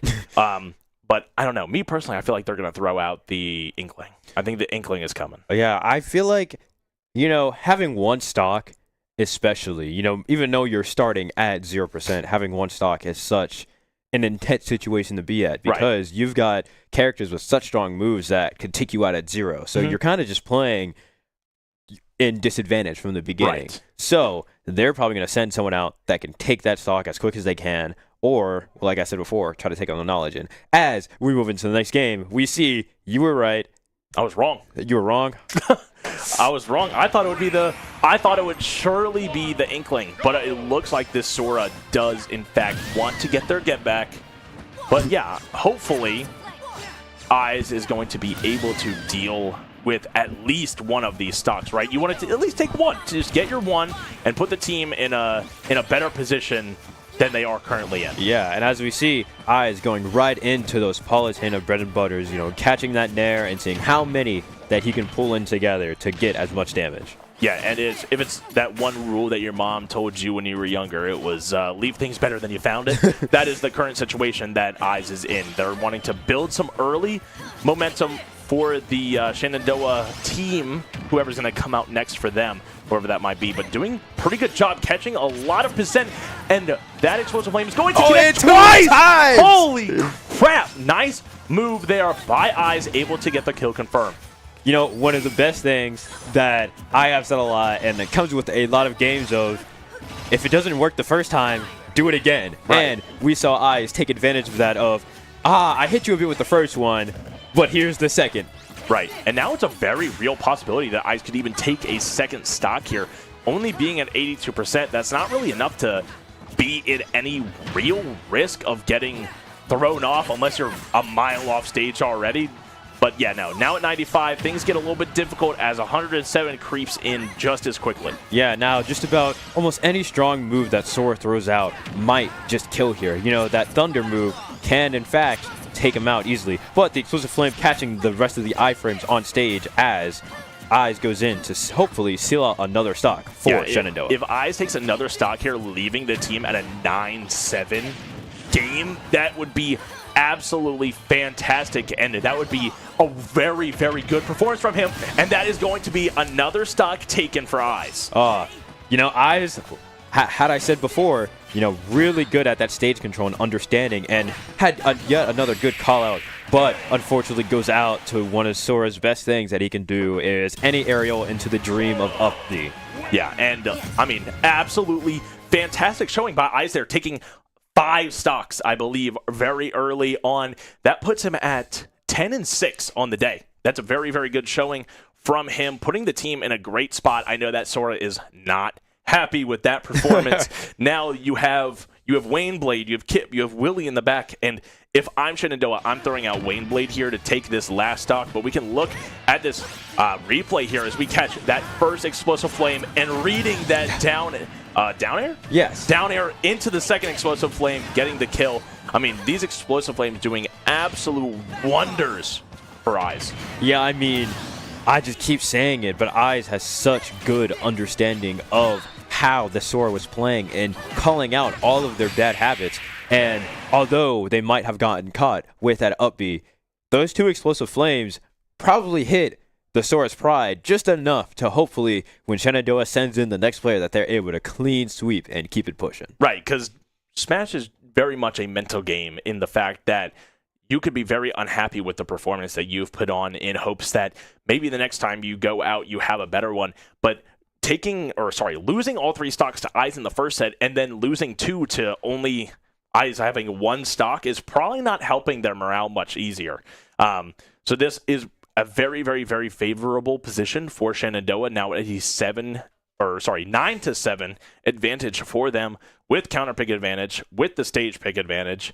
But yeah, no, whoever we send out next is looking to clean up this 1 stock without losing 1 and keeping that 9 stock barrier to that 6 if we were to take that one. Yeah, I mean, Shenandoah has a lot of blocks stacked in their favor. There is a lot going for our side, and all they have to do is kind of go in and, play their game. I mean, they say that a lot when they're back there, go in and play your game, because that's the best thing that you can do is kind of make the opponent play to what you want to do. Your game plan at the end of the day is what will get you the win, and if you can execute that, you can take it. Yeah, I believe you said earlier it's a very big comfortability thing, where it's you want to stay within your wheelhouse, within your realm, and not I guess you could say explore too far outside of it. But we are going to get into the this will be third interaction here. It is going to be Wayne Blade coming out for the side of Shenandoah, having 3 stocks against the Sora from Siena Heights having only 1. Yeah, and it seems that Wayne Blade, decided to take Sora to some more home turf. PS2 is home turf for Pikachu, but taking him to Kalos to where it kind of limits Sora's ability to do a lot of crazy things off stage given the 2 walls on the side of the stage. Right, and doing great jobs catching a lot of forward air. A lot of forward air chains off stage, getting up to that 41. And like we said, those Thunder Jolts doing really good at spacing off Sora, doing not only chip damage, but also forcing him into an uncomfortable situation. Yeah, and it's getting a lot of staggers, which are allowing for Wayne to throw in more damage, to do more combos, and eventually get Sora to a high enough percent to where anything can kill. Because like you said earlier, Sora is very floaty. The floatier you are, the easier it is for you to get launched. And maybe that's what Wayne's looking for, is just to get 1 T-Jolt straight into a nice strong attack, as we see right there. One thing I really like what I'm seeing from Wayne Blade is that it doesn't look like he's getting like super... Oh, no, never mind this. Whoa. Oh, and he goes, but he hits him. No. That was an amazing play. It doesn't even matter. And a star KO to close it out. Wayne Blade not dropping a single stock and not even going past 50%. Yeah, fantastic job by Wayne Blade to really damage control that situation, not even losing a stock. But I was in the process of saying it when that whole interaction started, that looked very, very clean from Wayne Blade. It looked like he wasn't like super aggressive and chasing that stock, chasing that kill to put himself into too much of a risky situation, but he was doing a very, very good job of spacing, timing, making sure that he wasn't chasing it. His hits would come when they would get them, and when they did, he would build off of them. Yeah, I mean, like I said, we saw Wayne Blade go out there and play his game, and, we can kind of see all smiles back there for Shenandoah University out in our esports arena. Yeah. Coming out of a game like that, Wayne Blade playing straight to his game plan, throwing out those T-Jolts and punishing, and we even saw how... although there might have been a few mishaps off stage, Wayne Blade was easily able to drive that Sora side B off and hopefully even secure the kill then. Right. And now, Siena Heights being at a 6 stock deficit and an entire player deficit, Shenandoah is still having 3 full players with all 3 of their stocks. Siena only having 2, and that would be, if they were to not throw in a sub, if that would happen, it would be the Inkling and... I forgot the last player. I'm really bad at this. The Inkling and the Falco. Falco, right, yes. The Inkling and the Falco in the rear, looking to see who will come out next. I'm uncertain. So far, it's been the exact same order from the side of Siena Heights, whereas we have swapped our 1 and our 2 with Wayne Blade and Eyes switching who was leading and who was playing that follow-up. Yeah, and I mean, even such a small switch like that, like we saw, is all the difference in how you adapt and how you play into different people. Because I believe the first set we were down 10-9, and then we took the 1, then we took the 3. So eventually we got to like an 8-6, and right now we're 9-6. So I believe that puts us in a little bit better of a situation than we were at in the first game. So overall, a very good switch and a very favorable switch from Shenandoah. Now Wayne Blade going into this next game having a little bit of momentum, already being like having played in the last 5 minutes, as well as having the momentum from getting a kill and still having 3 stocks on his own board is tremendous. Yeah, and I mean, Wayne Blade can go in and play like normal. Didn't drop a single stock. So when you go into this next match, it's just like another game.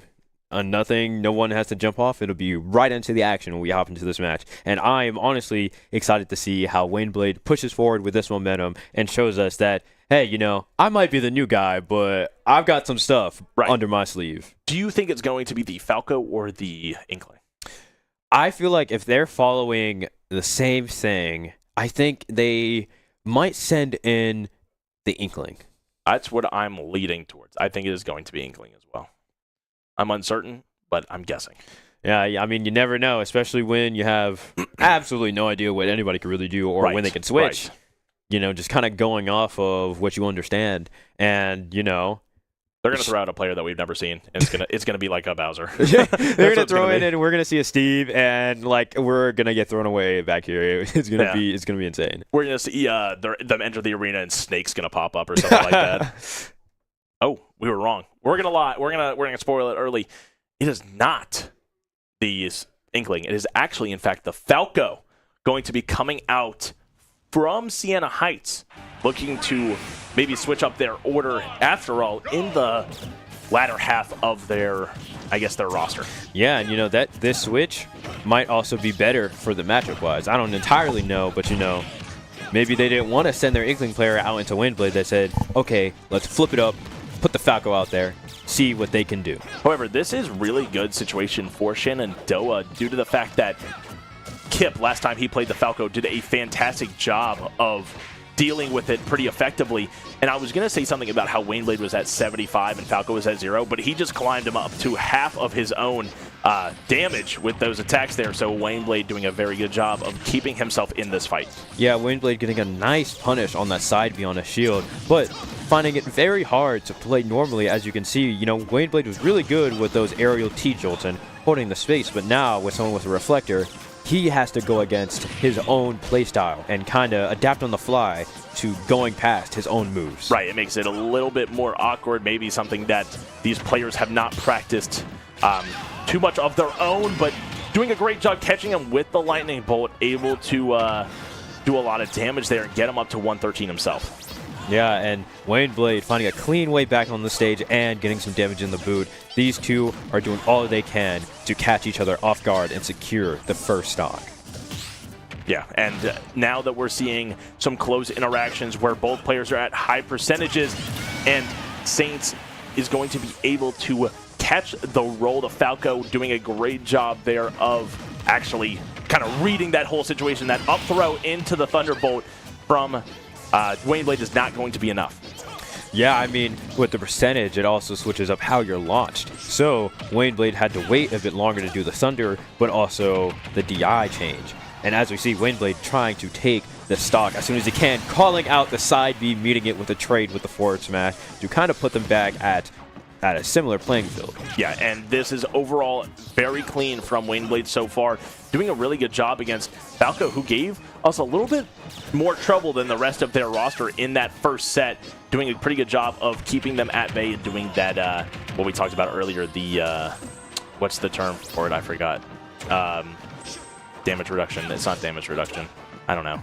The staleness? No, I'll think of it. I'll come back to it. It'll come back, but as we see, Waneblade is really doing his best to hold on to the stock and put more damage to try to secure it, but the down tilt coming out for Haster, trying to see if they can secure another easy kill with that. Yeah, and I mean, a lot of this Falco is having quite a few callouts of their own, testing Waneblade to do a few things, but Waneblade doing a pretty good job of playing around them, keeping the Falco at bay, but the Thunder Jolt is going to be able to get them off stage, forcing them into a very uncomfortable and not ready position.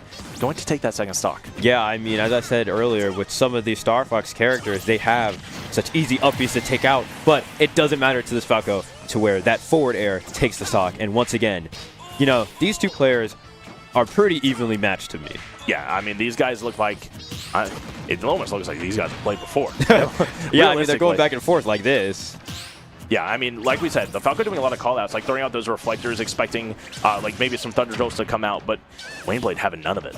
Yeah, I mean, they just keep going back, damage on damage, you know, not one getting too far ahead of the other. Kind of now adjusting, you know, you see Waneblade, you know, changing up his game plan a bit maybe, and trying to see, you know, how fast he can cause this Falco to make a mistake. Yeah, and Wayne Blade doing a fantastic job there, throwing out the down smash, which is going to be grabbed in, I guess you could say, in reaction. Yeah, I mean, he punished that. Doing a smash attack on someone's shield leaves you at a terrible frame disadvantage, which then allows for them to go in for a punish. Yeah, but Wayne Blade having the Falco at a higher percentage of his own, Haster being forced into some uncomfortable situations. But like we said, this last stock is very, very close, but Wayne Blade doing a pretty good job of maximizing the efficiency that he can throw out and forcing Falco off the stage to maybe have one of those mishaps again with the his second stock. Yeah. And as we see, Wayne Blade taking the advantageous position, but instantly switched up with that Falco. And the up smash comes out and seals out that stock with Siena Heights taking the game. Unfortunate, it was very unfortunate that he recovered and then went past that stage there at the last second. But Wayne Blade, not a bad performance overall. I believe he took 3 stocks in that game, so 5 and 6 on the day. Not bad, almost even. It's pretty good job from Wayne Blade overall. Yeah, and I mean, going into some of these replays, we see here that, the Saints caught a really good call on Wayne Blade there with that Falco down tilt that just sent him straight flying into the black zone. Yeah, and I mean, like we said, Falco had a lot of call-outs, but Wayne Blade having a few of his own, getting that first stock taken. But I believe pretty soon we're going to see, this is right here, this recovery was just Falco couldn't. I don't even know what happened there. Yeah, so I had kind of mentioned it, and then something big happened afterward. But when it comes to a lot of the Star Fox characters, their up Bs go in one straight motion, and they take time to charge it up. Right. And so Wayne Blade was able to take advantage of that, send out a T-Jolt, and when he caught him the first time, caught the Falco trying to reflect it, and then gimped his recovery, which caused him to fall down. Wow, thank you. I had no idea what I watched happen, so I appreciate the play-by-play. But yeah, no, looking to see who is going to come out next for Shenandoah. I believe the current stock count is 4-6 in favor of Shenandoah, and we still have Kip and we still have Willie in the back. Yeah, and you never know. Shenandoah might keep going on with what's normal, leave Willie in that anchoring spot and kind of allow them to continue following us on a certain path. Or, maybe they'll switch it up. But that's all up to chance. And that is what we've been experiencing a lot, is figuring out what exactly is going to happen. Right. And this really could go either way for Shenandoah, right? They could go Kip because that's what we have done in the past. And we know that Kip can deal with this Falco like they did the first time. But the overall game plan could flip on its head, and we could throw out Willie just to get him some playing time tonight, so we don't know what's going to happen. Yeah, I mean, like I had said before, they haven't seen any of Willie at all, so you never know. But as we are going into this next match, you wouldn't have guessed it, Willie is out on the Terry into this Falco, and this is going to be an exciting game. Yeah, Terry on his secondary character here is going to be on the Terry. So we are going to see how this is going to go. I know Kazuya is his preferred, but Terry is his secondary that kind of covers most of the difficult matchups that Kazuya has. Yeah, I mean, seeing this Terry, once again, special place in my heart. I main Terry in Street Fighter 6, so I mean, seeing all this stuff happening, I'm hoping to see some of that Ghost Sauce at 100% and seeing a Buster Wolf come out. But, I don't even Willie, know if he'll get there. Willie is taking the stock as quick as that clean. Was crazy from someone that doesn't know Smash Bros. That fist looked like it just knocked him right in the mouth. Yeah, I mean, that came right in with that spike. Willie was playing no games. Willie said, I'm going to go on to the next opponent. Let's keep this pushing. Shenandoah trying to bulldoze the competition and end this game out as soon as possible with this pick. Current 6-3 stock count in favor of Shenandoah. Still having Willie with all 3. That is, I believe now that means he's locked into Terry. He's locked into Terry with Kip in the back on Pac-Man, still able to anchor, but now forced to go to the last member of Siena Heights roster, whether it is that Inkling, or if they are throwing in a different player in order to maybe shake things up, try something new. But yeah, no, very good job done by Willie there in that game. Yeah, and I mean, Willie really showed us, but he didn't give too much up to the opposing team. I kind of mentioned we haven't seen Willie play yet. Like, we don't know what he's going to do, and the other team hasn't seen him either. And when they saw him, he was like the Flash and sped through that match and said, I'm not going to let you learn anything about me. Yeah. Try it again. Yeah, I mean, Willie got hit like 3 times, and then like 20 seconds later, Falco was dead. I mean, yeah, Terry. Something like that. Terry is such an explosive character and only gets stronger when he hits 100%. You know, a lot of the more like combo, like FGC fighters have a really good chance of taking the initiative at the start of the game. And as we saw, you know, a good combo from a traditional fighting character is about, 40 to 50% on its own. And with Terry, with his own comeback mechanic of the go, just allows for even more damage. Wow. Yeah. I mean, great job done there by Willie. As we're going to get into this last match, it is going to be an Inkling, but it's going to be a different color Inkling. Maybe to have some better luck on the blue versus the pink or purple that they were on earlier. But Willie on Terry looking to take this one out early, getting all of these combos. Like you said, that combo up to 50%. Yeah, I mean, and Terry, extremely comfortable coming in with the spike, taking a quick stock in the first 20 seconds of the match. I mean, that is just, that's nasty. That's enough to make me sick watching that. Oh, and now he's covered in ink, so a lot more damage going to come out from the side of Velvet on the Inkling. However, Willie, like you said, hitting that go meter at 100% now, going to be able to do some damage of his own. Yeah, and the fun thing about Terry, unlike Willie's Kazuya, Terry is allowed to hold on to this comeback mechanic until he loses this stock. So if Willie holds on to the stock for the rest of the game, he has Power Geyser and he has Buster Wolf at his disposal. And like we see right there, instant ways to take stocks and quick kills. Right, and I mean, with the go meter activated, he is nothing short of a semi-truck, to be completely honest. He hits like one, he moves like one, and really nothing is at his mercy. Yeah, and as we see here, still 168 holding on, seeing when he can get a call out and a Power Geyser, taking the stock as we see. We now love at Terry. 168% with them being on of their last stock. That was like 4 hits out of 50%. What are we doing? What are we doing? Like I said, comeback mechanics are extremely strong. Oh my and goodness. These inputs moving like butter to Willie. 3 in a row, Buster Wolf to take the game. Willie is Willie the Terry main. Never forget that. Are we serious? Are we serious? Went in, dusted his hat off, said, I'm done with this. I mean, good Lord. Wow. That was something else. Look at the team. They're all celebrating, all happy. Willie there. Fist bump. Yep. This one's through. Where's he going? I don't know where he went. I don't know. Let's look at the replay here.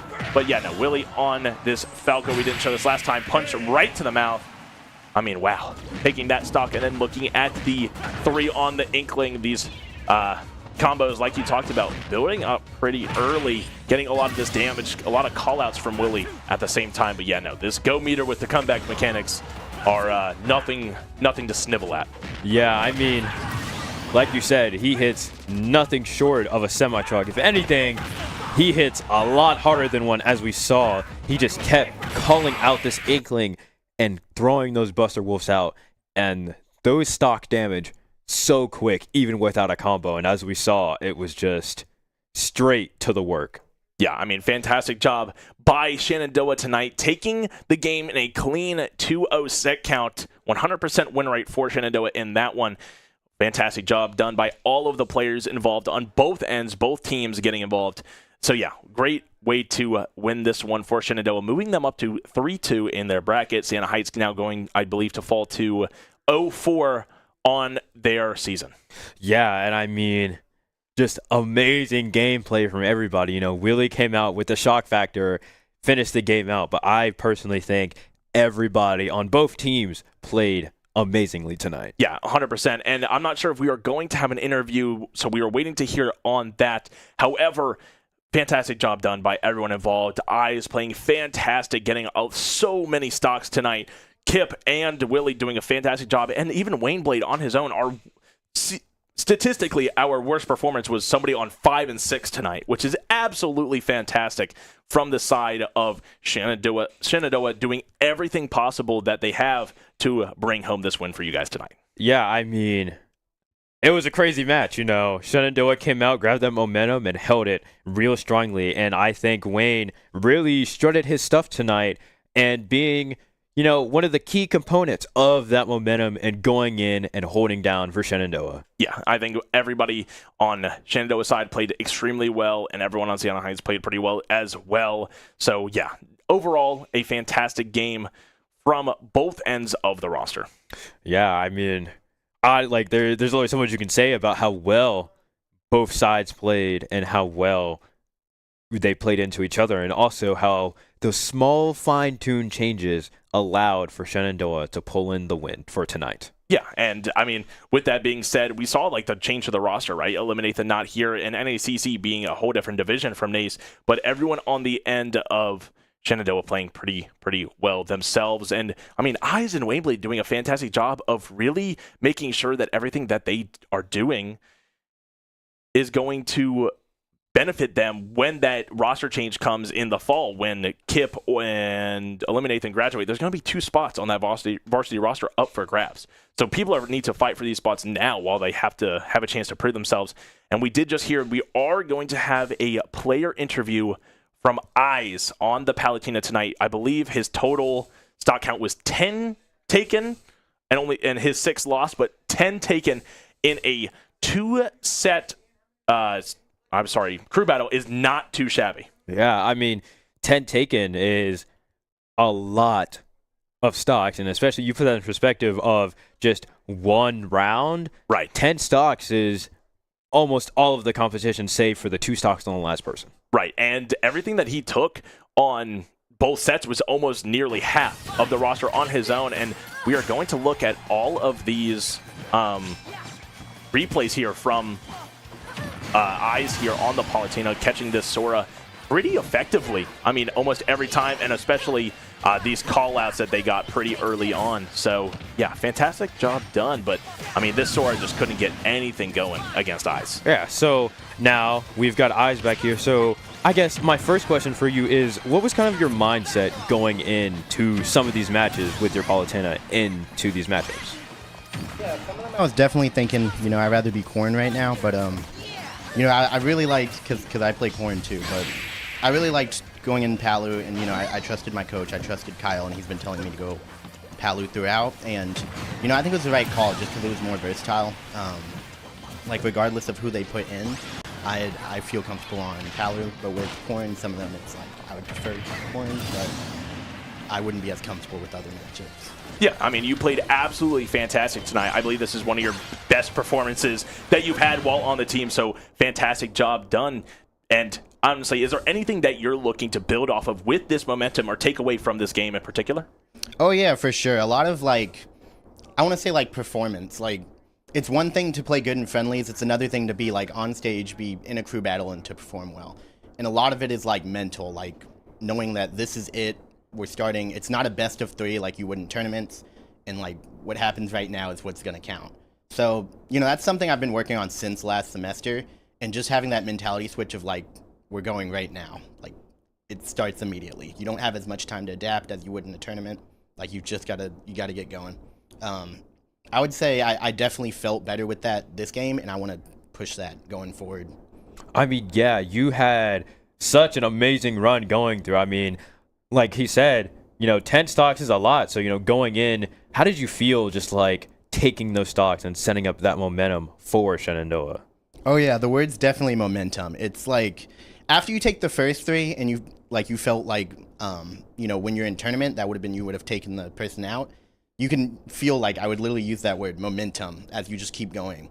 And keeping that mindset, just I was saying, how I've been building, it's it's feeling that you have control of the game, you know what you're looking for, you know what's going on, and keeping that that sense of I want to say energy, but controlled energy of being able to watch the game and seeing what your opponent's doing and seeing what you're doing and being able to actively think as the game's going.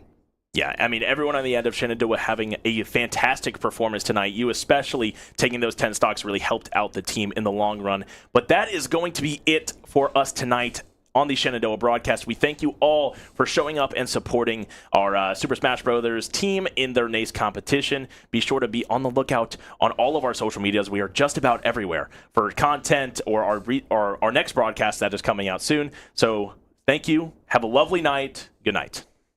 Shenandoah University is a big little university rising. With 22 Division III sports teams, over 200 areas of study, over 300 annual performances, an elite academic esports program, Nationally ranked health professions programs, one of the biggest university presences on Broadway, immersive AR and VR learning programs, cybersecurity and computer science programs, and innovative undergrad and graduate programs. all at a place that cares for you. Shenandoah University is the big little university rising. Find out more at su.edu/rising.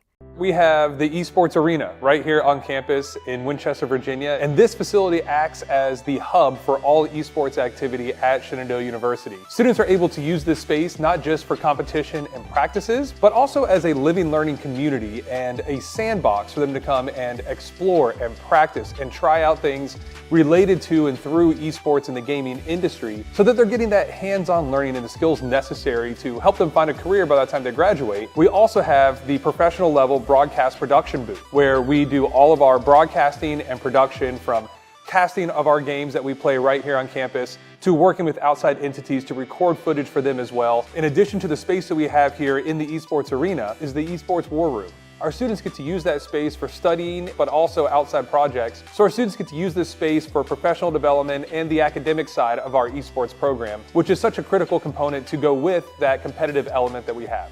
So we combine all of our facilities at Shenandoah University with competition, community, and career preparation. We have over 250 days of programming, and there's something for everybody, and we want you to be part of it.